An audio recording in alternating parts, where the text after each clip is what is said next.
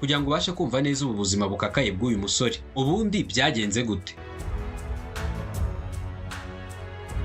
Ubundi yitwa Gasigwa Eugene Danton, niyo mazina ye nyakuri, ariko yamenyekanye cyane kuri Gasigwa Danton, ari nayo mazina yakoreshaga mu kazi k'itangazamakuru. Yavutse tariki ya 1 z'ukwa kabiri umwaka w'1989. Bivuze ko Jenoside yakorewe Abatutsi mu mwaka w'1994 yabaye afite imyaka ijya kuri 5 gusa y'amavuko. Gasigwa Danton nyuma ya Jenoside yakorewe Abatutsi yaje kwisanga ari nyakamwe, nta nshuti ndetse nta n'umuryango mutoya afite, bitewe n'uko umuryango we wose wishwa akisanga asigaye ari wenyine. Mu magambo yagize ati, nagiraga umuryango mugari kuko sogokuru yari yarabyaye abasore 11 bose kandi bose bafite abagore.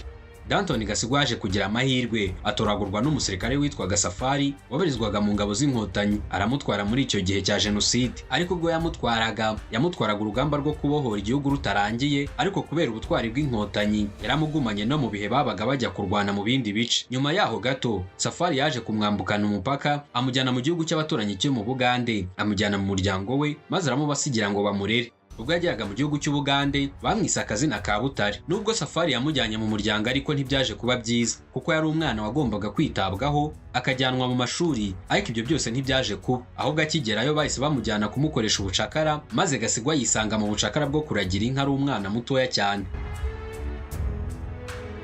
Mu buzima butari bumworoheye icyo gihe yarimo, yaragiraga inka zigera kuri 80 zose. Muri izo nka 80 hakaba harimo inka 40 zikamwa, kandi yabaga ategetswe kuzikama zose buri munsi. Iyo umunsi washiraga izo nka zose zidakamwe yarakubitwaga bitewe n'uko yabaga atubahirije inshingano ze, ariko mu by'ukuri nawe ushyize mu gaciro umuntu umwe gukama inka 40 babaga bamuhaye akazi kenshi kandi akiri umwana muto. Muri icyo gihe ubuzima bwakomeje kuba bubi cyane, gukubitwa, kuragira inka nyinshi, ariko nyuma yaho yakomeje kubona ko bimugora maze aza gufata umwanzuro wo kubivamo.